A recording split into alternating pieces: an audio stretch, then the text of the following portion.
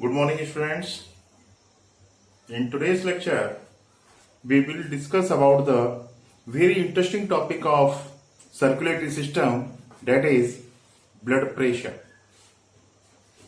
तो आज के इस लेक्चर में हम लोग ब्लड प्रेशर के ऊपर डिस्कस करेंगे। ब्लड प्रेशर आज की मॉडर्न लाइफ में एक बड़ी ही एक आम समस्या है। It's a very general problem है। It's a very general problem in the modern population, in modern time population. तो आज की डेट में 40 के अबोव जितने भी लोग हैं उसमें से तकरीबन 40-50% लोगों को किसी न किसी तरह से ब्लड प्रेशर की समस्या देखने को मिलती है। ठीक है, तो सबसे पहले तो ये समझना होगा कि आखिर ये ब्लड प्रेशर होता क्या है, किसको बोलते हैं ब्लड प्रेशर। ठीक है, अब हमारा जो हार्ट है वो ब्लड किस में पंप कर रहा है? हमारा हार्ट ब्लड पंप कर रहा है किसके अंदर? आर्टरीज के अंदर। जैसे हमारा हार्ट है, अब हमारे हार्ट का कौन सा पोर्शन? वेंट्रिकल। ये जो लेफ्ट वेंट्रिकल होता है, ये लेफ्ट वेंट्रिकल किस में ब्लड पंप करता है? ये आर्टरीज के अंदर ब्लड पंप करता है। अच्छा, इसके पंप करने की स्पीड जो होती है वो कभी भी कांस्टेंट नहीं होती है। अब सपोज दैट आर्टरी के अंदर ब्लड का फ्लो हो रहा है, तो हम क्या देखेंगे कि जब हमारा वेंट्रिकल कॉन्ट्रैक्ट होगा तो फ्लो होने की स्पीड इसमें बढ़ जाएगी, और जब हमारा वेंट्रिकल रिलैक्स कंडीशन में होगा तो उस समय ब्लड फ्लो होने की स्पीड कम हो जाएगी। ठीक है, तो हमारा जो ये हार्ट है, जब इसने ब्लड को पंप किया बॉडी के अंदर, आर्टरीज के अंदर ब्लड को जब पंप किया, अब आर्टरी में जब ब्लड पंप होगा, फ्लो होगा, तो ब्लड क्या करेगा? आर्टरी की वॉल के ऊपर, आर्टरी की ये जो लेटरल वॉल है इसके ऊपर एक फोर्स लगाएगा, इसके ऊपर एक प्रेशर अप्लाई करेगा, एक प्रेशर इसके ऊपर एक्सर्ट करेगा। तो इस प्रेशर को ही हम ब्लड प्रेशर के नाम से जानते हैं। तो ब्लड प्रेशर को हम कैसे डिफाइन कर सकते हैं?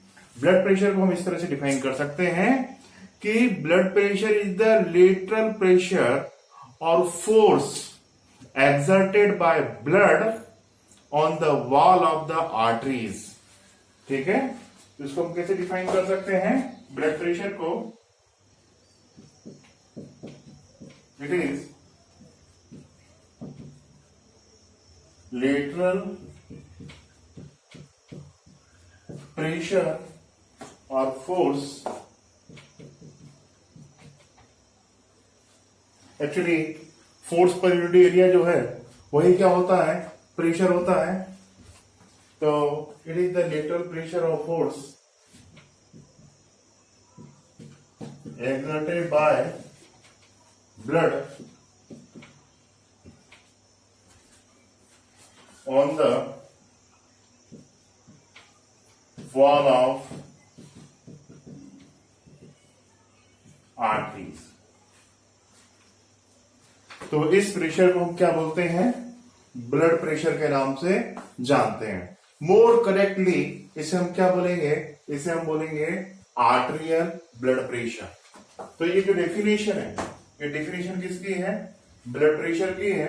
और मोर करेक्टली इसको हम क्या बोलेंगे? इसे हम बोलेंगे आर्टेरियल ब्लड प्रेशर।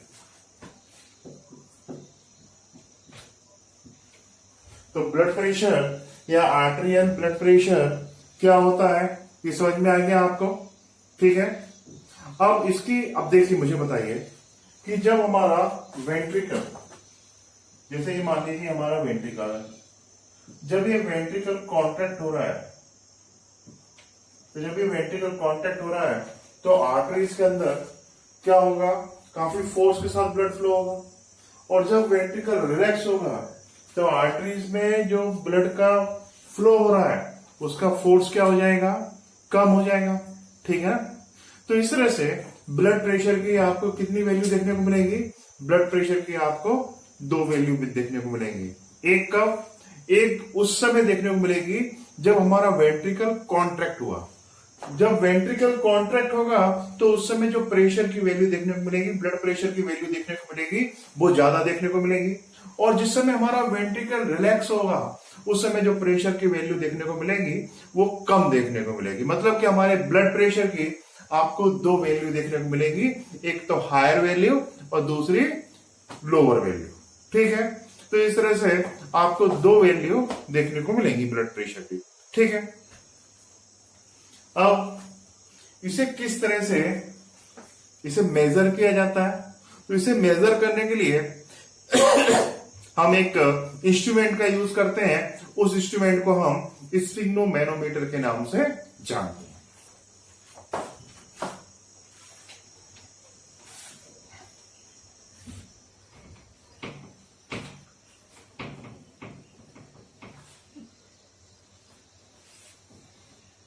तो मैं थोड़ा सा आपको हिस्ट्री के बारे में बता देता हूं। एक स्टीफेन हेल्स करके साइंटिस्ट थे, इन्होंने सबसे पहली बार ब्लड प्रेशर को मेजर किया था। ठीक है, और मेजर करने वाला इंस्ट्रूमेंट कौन सा है? हमारा स्फिग्नोमैनोमीटर। तो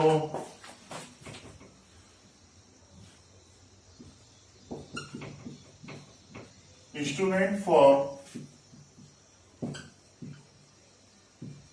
measure the blood pressure.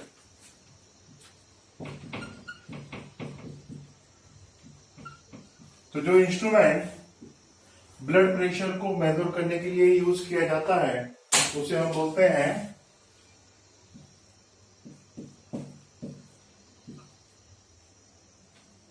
Sphygmomanometer. क्या बोलते हैं उसे? हम स्फिग्मोमैनोमीटर के नाम से जानते हैं। अब स्फिग्मो मतलब क्या होता है? स्फिग्मो मतलब होता है पल्स। मैनोमीटर क्या होता है? कोई भी ऐसी डिवाइस जिसका यूज हम प्रेशर को मेजर करने के लिए करते हैं उसे हम क्या बोलेंगे? मैनोमीटर के नाम से जानेंगे।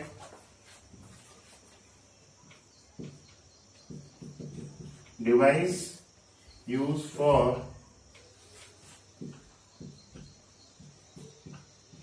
measurement of pressure। जो डिवाइस प्रेशर के मेजरमेंट को यूज करने के लिए किया जाता है तो वो क्या हो जाएंगे? वो हो गया हमारा स्फिग्नोमैनोमीटर। तो यहां पर ब्लड प्रेशर को जो मेजर करने के लिए जिस डिवाइस का यूज किया जा रहा है या जिस इंस्ट्रूमेंट का यूज किया जा रहा है वो कौन सा है? हमारा स्फिग्मोमैनोमीटर। ठीक है, उसके बाद ब्लड प्रेशर को सबसे पहली बार जिस साइंटिस्ट ने मेजर किया था वो साइंटिस्ट था हमारा स्टीफन हेल्स।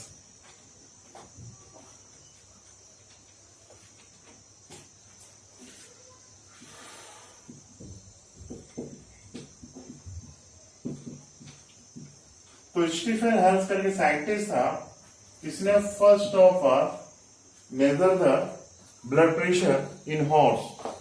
तो सबसे पहली बार ब्लड प्रेशर को जो मेजर करने का जो क्रेडिट जाता है वो किसको जाता है? हमारे स्टीफन हेल्स को जाता है।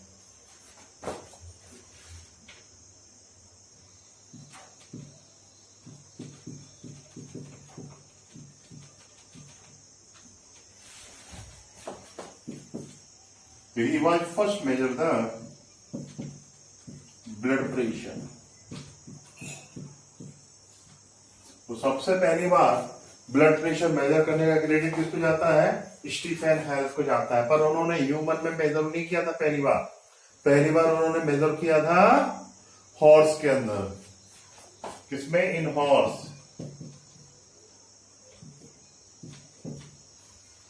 हॉर्स के अंदर इन्होंने सबसे पहली बार ब्लड प्रेशर को मेजर किया था। ठीक है, फिर उसके बाद स्फिग्मोमैनोमीटर डिवाइस ब्लड प्रेशर को कैलकुलेट करने के लिए तैयार की गई। ठीक है, इट बिकम क्लियर। ये समझ में आ गया? ठीक।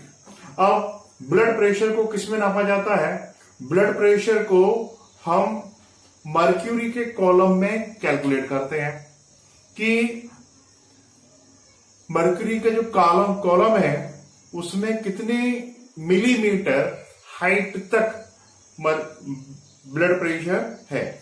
मतलब कि वो वैल्यू जिसमें कि मर्क्यूरी के जो कॉलम है वो हमारे मैनोमीटर में कितनी हाइट तक जाता है, तो उस हाइट को कैलकुलेट करके ब्लड प्रेशर को मेजर किया जाता है। तो blood pressure measure in millimetre of mercury.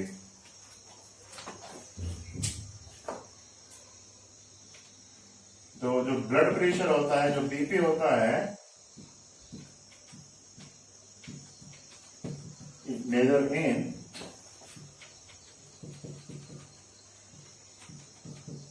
Millimetre level of mercury. Mercury मतलब Hg। ठीक है। तो इस तरह से ब्लड प्रेशर को मेजर किया जाता है। तो जब भी ब्लड प्रेशर को हम मेजर करेंगे तो यहां पर दो वैल्यू आएंगे, एक तो हायर वैल्यू और दूसरी लोअर वैल्यू। तो देखिए, जब भी ब्लड प्रेशर को मेजर किया जाता है तो हम दो वैल्यूज के फॉर्म में इंडिकेट करते हैं।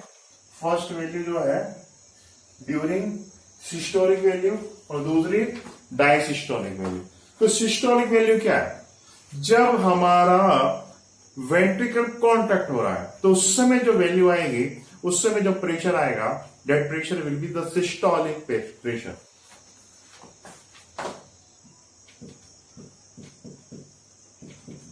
सिस्टोलिक प्रेशर अपॉन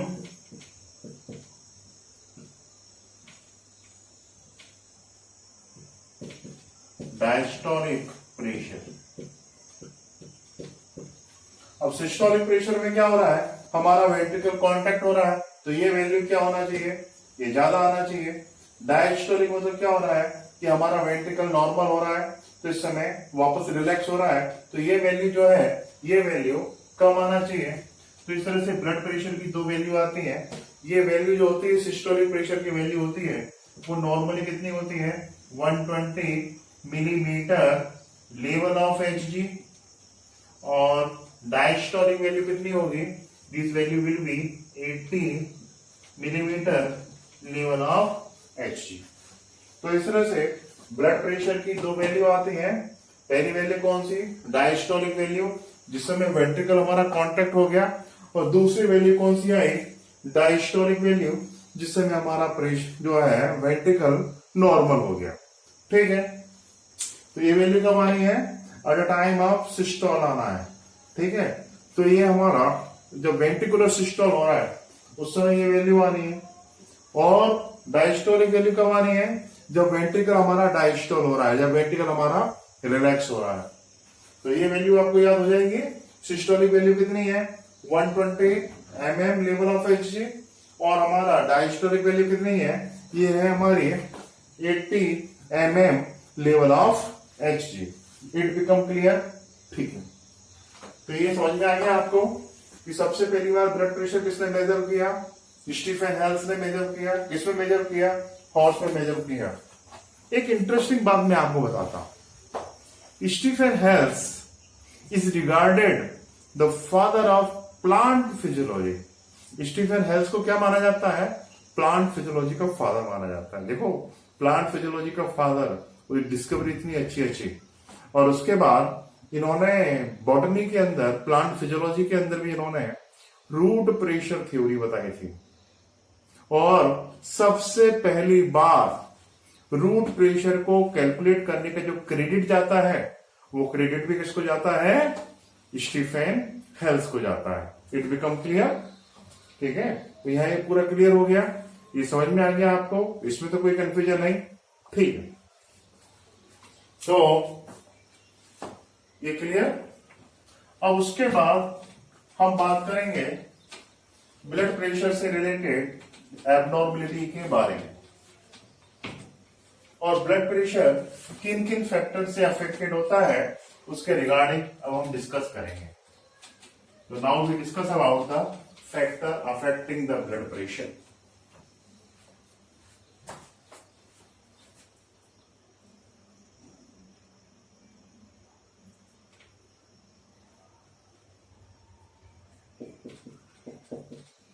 Factors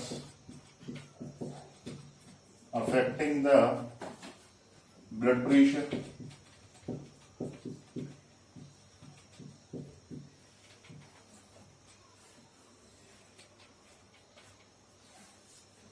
तो सबसे पहले तो एक बात याद रखिए कि ब्लड प्रेशर के रिगार्डिंग डिस्कस किया जाए तो ब्लड प्रेशर में आप क्या देखेंगे, ब्लड प्रेशर में आप ये देखेंगे कि सबसे ज्यादा ब्लड प्रेशर किसका होता है, आर्टरीज का होता है। आर्टरी जैसे जैसे हार्ट से दूर जाती हैं वैसे वैसे इसमें ब्लड प्रेशर की वैल्यू कम होती चली जाती है। आर्टरी से कम ब्लड प्रेशर किसका होगा, इससे कम ब्लड प्रेशर होगा हमारे आर्टरियोल्स का। तो सबसे ज्यादा ब्लड प्रेशर किसका, आर्टरी का। उससे कम ब्लड प्रेशर आर्टरियोल का। और आर्टरियोल से कम प्रेशर आपको किसका दिखाई देगा, आपको दिखाई देगा कैपिलरीज का। इससे कम ब्लड प्रेशर किसका दिखाई देगा, कैपिलरीज का आपको देखने को मिलेगा। मतलब आप देख क्या रहे हैं यहां पर आप देख रहे हो कि जैसे जैसे जैसे जैसे आर्टरीज के डिवीजन होते चले जाते हैं ब्लड प्रेशर भी क्या होता चला जाता है, ब्लड प्रेशर भी ड्रॉप होता चला जाता है। मतलब आर्टरी से कम ब्लड प्रेशर किसका हो गया, आर्टरियोल का हो गया। उससे कम ब्लड प्रेशर किसका हो गया, कैपिलरीज का हो गया। और इससे भी कम ब्लड प्रेशर किसका हो जाएगा, इससे भी कम ब्लड प्रेशर हो जाएगा हमारे वेन्स का हो जाएगा। ठीक है, तो इस तरह से आपको एक डाउनफॉल देखने को मिलता है ब्लड प्रेशर के अंदर। तो सबसे ज्यादा ब्लड प्रेशर किसका, आर्टरीज का। ठीक,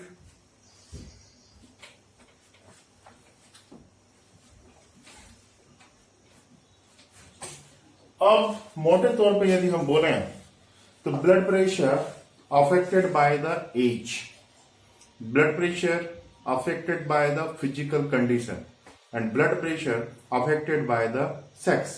तो ये जो तीन चीजें होती हैं फंडामेंटली, इनसे हमारा जो ब्लड प्रेशर होता है वो अफेक्टेड होता है। ठीक है, तो अब हम इसे थोड़ा सा और डेप्थ में देखते हैं कि किस तरह से ब्लड प्रेशर में चेंजेस दिखाई देते हैं। ठीक है, first of all we discuss about the as.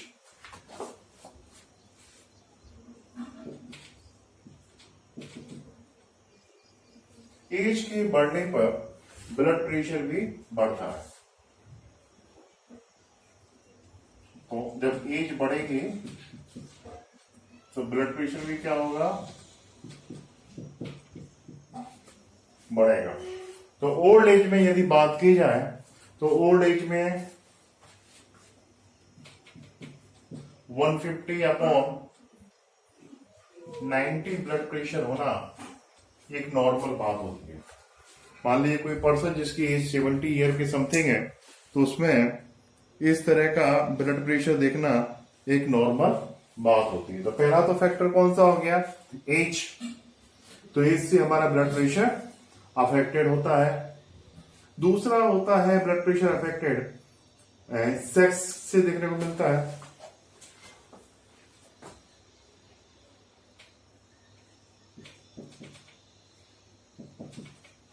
Sex के बारे में बात करें तो बेसिकली मेल में blood pressure as compare to female ज्यादा होता है। तो मेल में आपको blood pressure as a compare to female आपको क्या दिखाई देगा, ज्यादा दिखाई देगा। ये क्लियर हो गया। उसके बाद it depend upon the physical activity.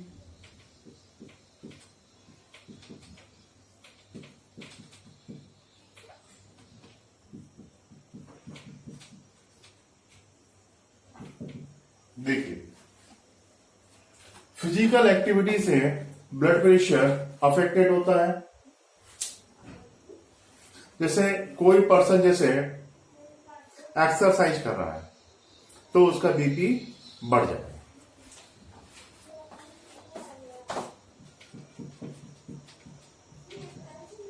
At the time of exercise BP क्या हो जाता है, बढ़ जाता है। उसके बाद स्टैंडिंग पोजीशन में बीपी ज्यादा होता है, सिटिंग पोजीशन में बीपी कंपेयर टू कम होता है, और स्लीपिंग कंडीशन में BP as compare to sitting position से भी कम हो जाता है। ठीक है। उसके बाद BP depend upon the emotions and excitement. Emotional होने पर, एक्साइटेड होने पर बीपी की वैल्यू इंक्रीज होती है। ठीक है। उसके बाद एज तो मैंने बता ही दिया,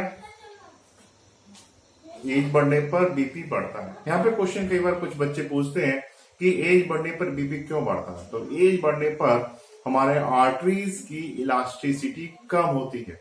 अब जब आर्टरीज की इलास्टिसिटी कम हो जाएगी तो नेचुरली क्या हो जाएगा, ब्लड प्रेशर बढ़ जाएगा। ठीक है। उसके बाद कई सब्सटेंस ऐसे होते हैं बॉडी के अंदर के जो ब्लड प्रेशर को प्रभावित करते हैं। Blood pressure affected by the many substance present in the body. For example, जो सब्सटेंस, कुछ सब्सटेंस ऐसे होते हैं जो ब्लड वेसल को डायलेक्ट कर देते हैं, तो वो क्या करेंगे, ब्लड प्रेशर को कम करेंगे। जैसे फॉर एग्जाम्पल यदि हम बात करें तो जैसे कि हम बात करें फॉर एग्जाम्पल, जैसे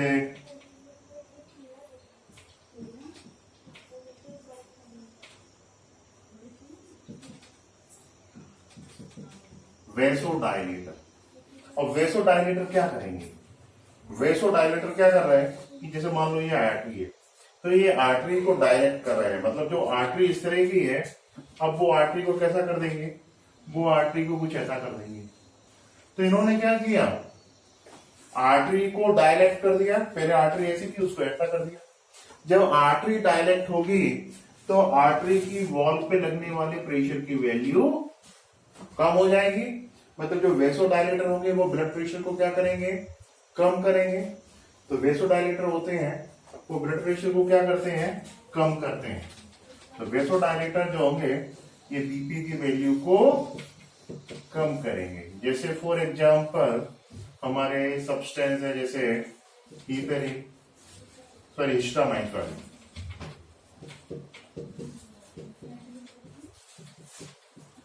हिस्टामाइन। अब ये हिस्टामाइन क्या करता है, हिस्टामाइन क्या करेगा कि वेसोडाइलेटर है, ब्लड वेसल को डायलेक्ट कर देगा। ब्लड वेसल डायलेक्ट हो जाएंगे तो क्या हो रहा, बीपी कम हो जाएगा। ठीक है। उसके बाद कुछ सब्सटेंस और भी होते हैं बॉडी में जिन्हें हम बोलते हैं वेसो कॉन्स्ट्रिक्टर। वेसो कॉन्स्ट्रिक्टर क्या करेंगे, यह ब्लड वेसल को कॉन्स्ट्रिक्ट करेंगे, ब्लड वेसल्स का डायमीटर कम करेंगे। ब्लड वेसल का डायमीटर कम करेंगे तो क्या होगा, बीपी इंक्रीज होगा। तो ये वेसो कॉन्स्ट्रिक्टर सब्सटेंस क्या करते हैं, बीपी की वैल्यू को इंक्रीज करते हैं। जैसे कि फॉर एग्जांपल सेरोटोनिन, सेरोटोनिन के बाद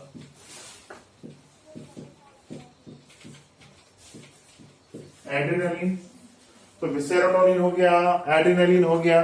तो ये जो सब्सटेंस है, ये सब्सटेंस क्या करेंगे कि सेरोटोनिन, एड्रेनलिन, यह ब्लड वेसल्स को कॉन्ट्रैक्ट कर रहे हैं। अब ब्लड वेसल को कॉन्ट्रैक्ट कर रहे तो क्या हो रहा है, ब्लड वेसल्स का सपोर्ट हेड पहले इतना डायमीटर था, अब ये डायमीटर छोटा होकर इतना हो गया।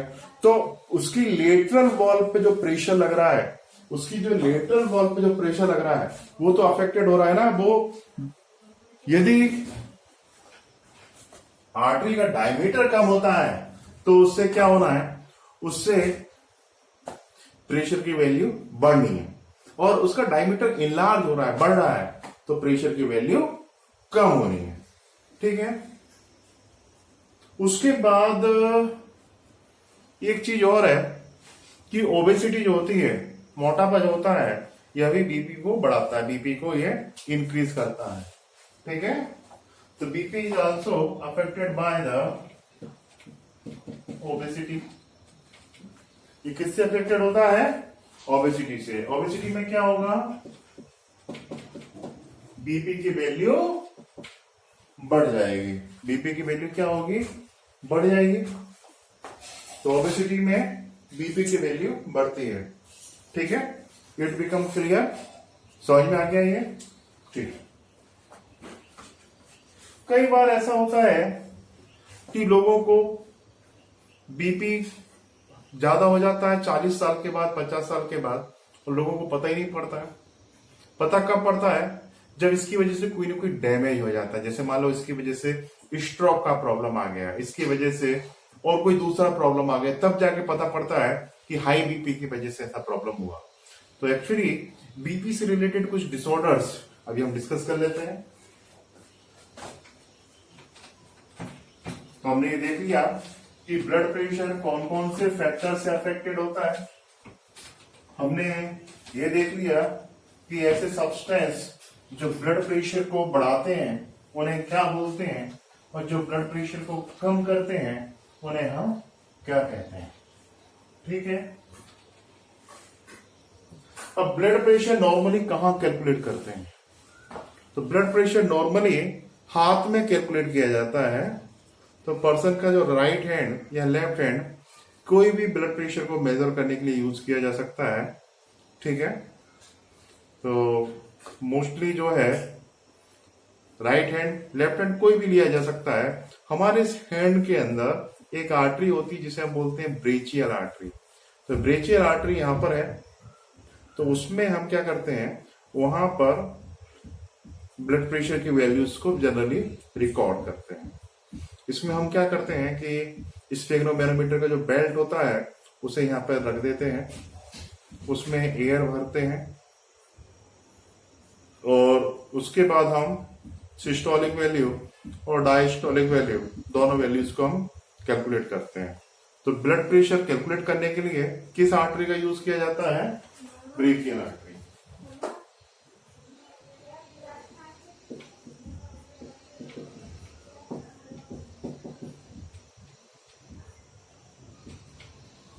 तो brachial artery of hand used for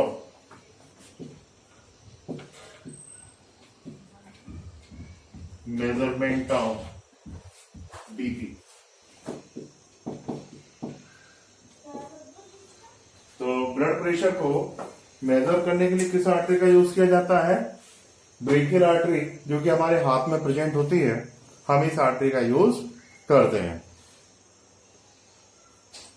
अब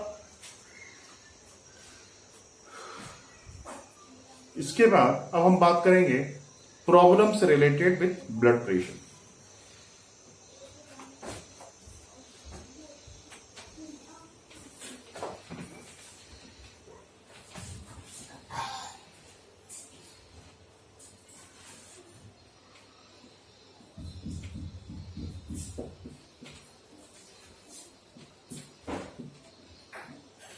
problems related with blood pressure.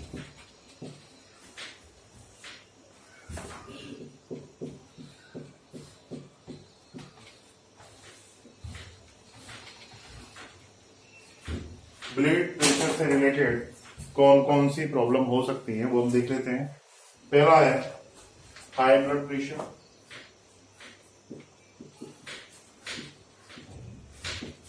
High blood pressure is known as hypertension।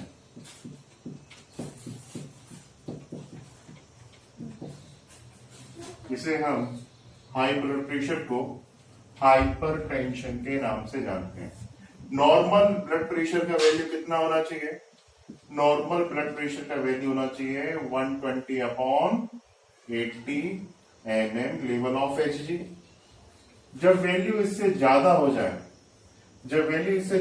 जाए, तो उस समय जो ब्लड प्रेशर आता है, उस समय जो ब्लड प्रेशर रिकॉर्ड किया जाएगा, उस ब्लड प्रेशर को हम क्या बोलेंगे? उस ब्लड प्रेशर को हम हाइपरटेंशन या हाई ब्लड प्रेशर के नाम से जानते हैं। ठीक है। तो अब देखिए हाइपरटेंशन, हाइपरटेंशन किस वजह से होता है? हाइपरटेंशन की रीजन है number 1 stress, number 2 obesity, number 3 high amount of cholesterol. ठीक है,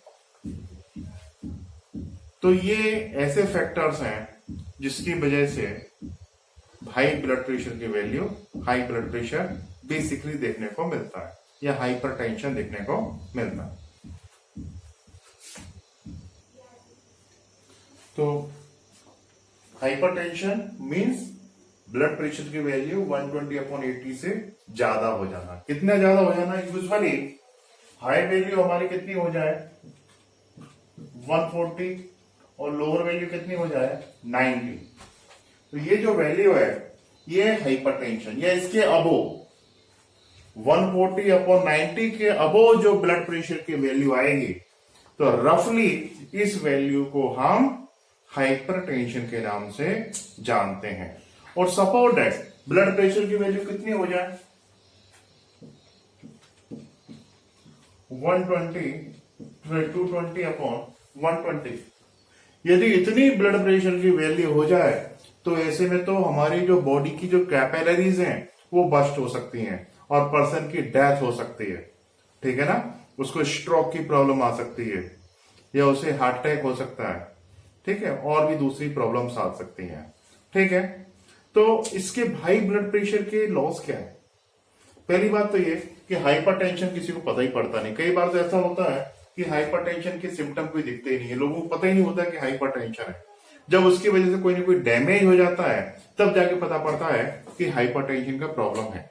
ठीक है, अब इसके इफेक्ट कहां देखने को मिलेंगे? ठीक है, ये जो हमारा हाइपरटेंशन होता है तो ये क्या प्रॉब्लम कॉज कर सकता है? तो नंबर 1 हाइपरटेंशन की बात करें तो इसके रिजल्ट के लेके बात करें तो हम ये क्या कॉज कर सकता है? नंबर 1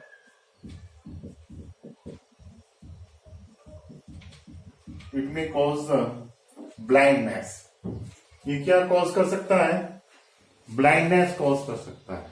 ब्लाइंडनेस कैसे कॉज कर सकता है? भाई देखिए हमारी आंखों में बहुत ही बारीक बारीक, बहुत ही माइक्रो जो है कैपिलरीज प्रेजेंट है। ठीक है, अब जब हाई ब्लड प्रेशर के साथ जब उसमें ब्लड जाएगा तो उससे क्या होगा, हमारी आई के अंदर अनइक्वल फोर्सेस डेवलप हो जाएगा जिसकी वजह से हमारा रेटिना डैमेज हो सकता है और हमें परमानेंट ब्लाइंडनेस आ सकता है। तो ये हाई जो ब्लड प्रेशर की वैल्यू है, एक तो हमारे ये रेटिना को डैमेज कर सकती है जिससे क्या क्रिएट होगा, ब्लाइंडनेस क्रिएट हो सकता है। दूसरा, हाई ब्लड प्रेशर की वजह से किडनी पे अटैक हो सकता है। ठीक है, तो हाई ब्लड प्रेशर का अटैक किसके ऊपर हो सकता है? किडनी। किडनी में इससे कौन सी प्रॉब्लम कॉज हो रही है? नेफ्राइटिस का प्रॉब्लम कॉज होना है। अब देखिए क्या होता है, किडनी में बहुत ज्यादा प्रेशर के साथ जब ब्लड जाएगा, किडनी के अंदर क्या है? नेफ्रॉन्स। अब नेफ्रॉन्स में जब हाई प्रेशर से ब्लड जाएगा तो उस हाई प्रेशर की वजह से नेफ्रॉन्स डैमेज हो सकते हैं और नेफ्रॉन्स के डैमेज होने से किडनी फेल हो सकती है। ठीक है, तो एक तो ये प्रॉब्लम आ सकता है। उसके बाद इसका जो असर होता है वो हमारा ब्रेन के ऊपर देखने को मिलता है। ब्रेन में जो है स्ट्रोक का प्रॉब्लम देखने को मिलता है।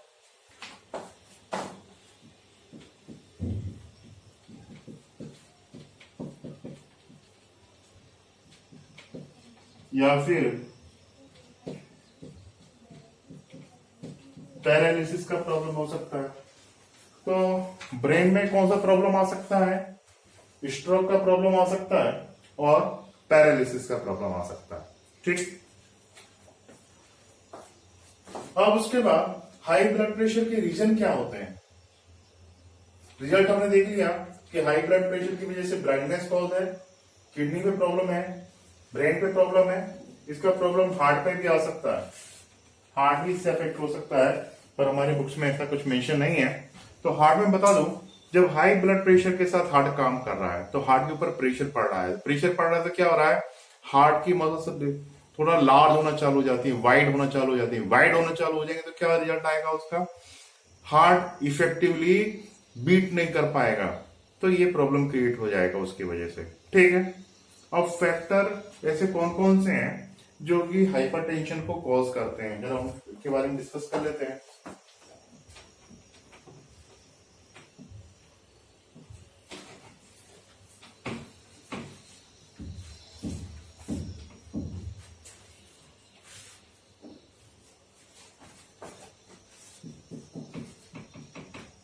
फैक्टर्स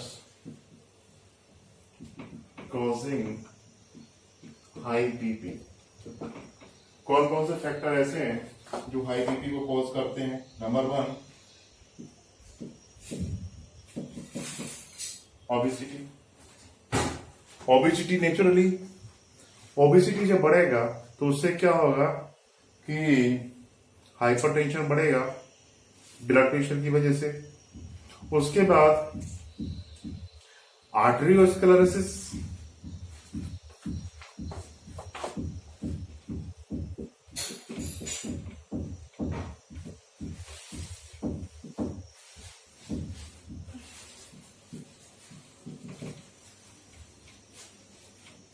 आर्टेरियोस्क्लेरोसिस का प्रॉब्लम हो जाएगा, उसकी वजह से एथेरियोस्क्लेरोसिस का प्रॉब्लम हो जाएगा हाई ब्लड प्रेशर की वजह से। ठीक है, sorry, obesity high BP cause करता है, एथेरियोस्क्लेरोसिस हाई बीपी कॉज कर सकता है। उसके बाद एथेरियोस्क्लेरोसिस जो है वो भी हाई बीपी कॉज कर सकता है। इसके बाद फिजिकल एंड इमोशनल स्ट्रेस,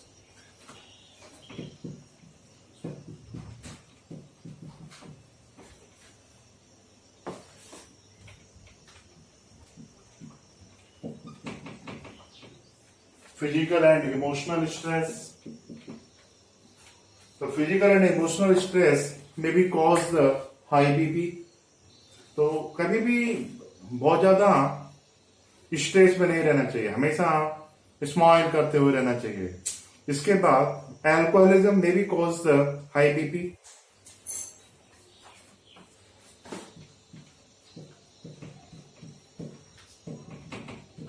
बहुत ज्यादा ड्रिंक करने की वजह से, बहुत ज्यादा दारू पीने की वजह से हाई बीपी का प्रॉब्लम आ सकता है। इसके अलावा और भी दूसरे प्रॉब्लम्स जैसे कि स्मोकिंग करने से भी प्रॉब्लम क्रिएट हो जाता है कई बार।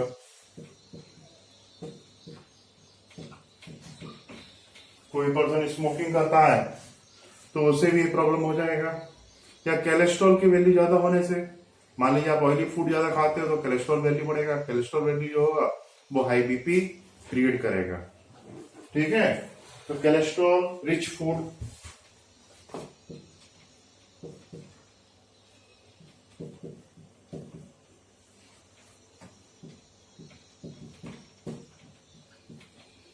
तो हाई कोलेस्ट्रॉल रिच फूड जो है वो नहीं खाना चाहिए क्योंकि वो हाई बीपी बढ़ाएगा। या इसके अलावा एक किडनी एक हार्मोन सिक्रेशन करती है, उसका नाम है रेनिन। तो रेनिन यदि ज्यादा सिक्रेट होगा तो उससे भी हाई बीपी बढ़ेगा। नेक्स्ट,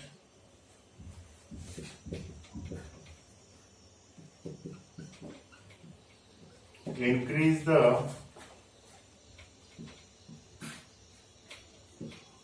amount of रेनिन, या तो रेनिन का अमाउंट बढ़ जाए या फिर एल्डोस्टेरॉन का अमाउंट बढ़ जाए या फिर एड्रेनलिन का अमाउंट बढ़ जाए। तो ये जो सब्सटेंस है रेनिन, एल्डोस्टेरॉन और एड्रेनलिन, ये भी क्या करते हैं, हाई बीपी को कॉज करते हैं।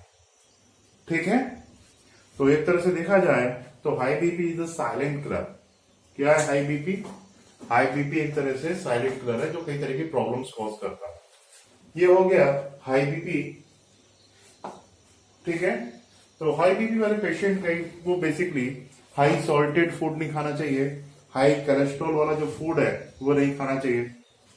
इसके बाद हम बात करेंगे अब लो ब्लड प्रेशर के बारे में। Now we discuss about hypotension और लो ब्लड प्रेशर।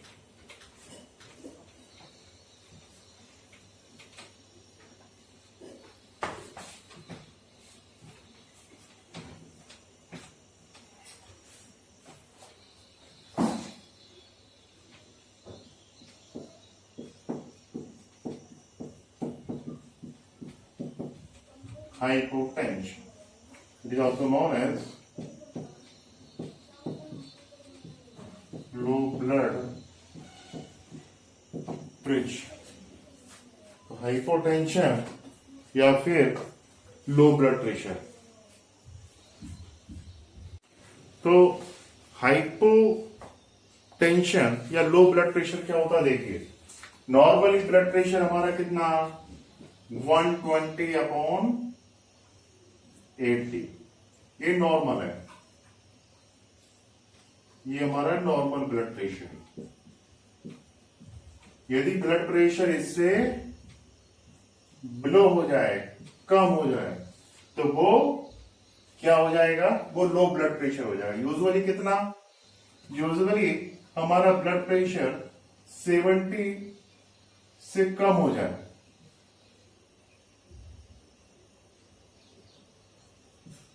यदि वैल्यू इतनी है तकरीबन हो जाए 70/60 समथिंग हो जाए, तो ये किसमें काउंट किया जाएगा, इसे हम लो ब्लड प्रेशर के अंदर काउंट करते हैं।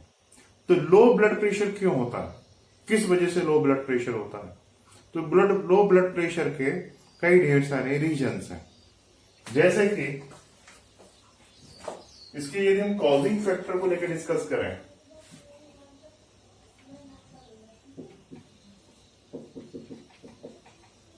If you discuss about the causing factor, तो इसमें आएगा नंबर 1, कुछ लोगों को एनीमिया का प्रॉब्लम होता है, उस वजह से लो ब्लड प्रेशर हो जाता है।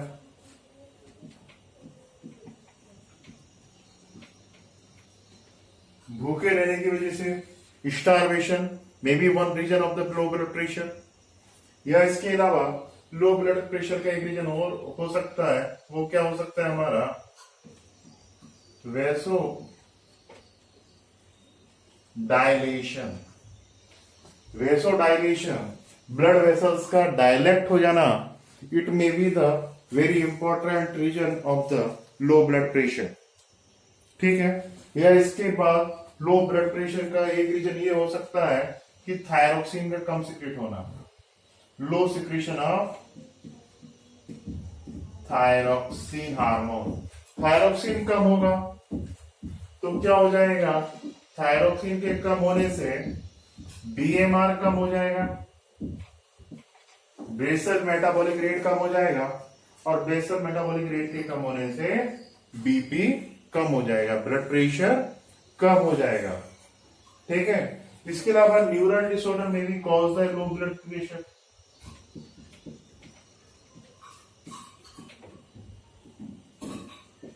किसी तरह कोई भी न्यूरल डिसऑर्डर है तो उसमें भी हम लो ब्लड प्रेशर पेशेंट को देखते हैं।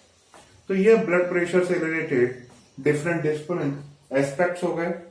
तो आज के लेक्चर में हमने ब्लड प्रेशर के रिगार्डिंग डिस्कस किया। ब्लड प्रेशर में क्या होता है, ब्लड प्रेशर कौन कौन से फैक्टर से प्रभावित होता है, और हमारा ब्लड प्रेशर से कौन कौन सी एब्नॉर्मलिटी एसोसिएटेड है, उतना हमने आज के लेक्चर में डिस्कस किया। आई होप आप लोगों को समझ में आया होगा। मैंने थोड़ा सा आउट ऑफ एनसीईआरटी भी इंक्लूड किया, ऐसा इसलिए किया कि कंसेप्चुअल क्लैरिटी आ जाए, और मान लीजिए एग्जाम में कंसेप्ट बेस्ड क्वेश्चन आते हैं तो वो भी आपके कम से कम सॉल्व होना चाहिए। तो आज के लेक्चर में इतना इनफ। Thank you.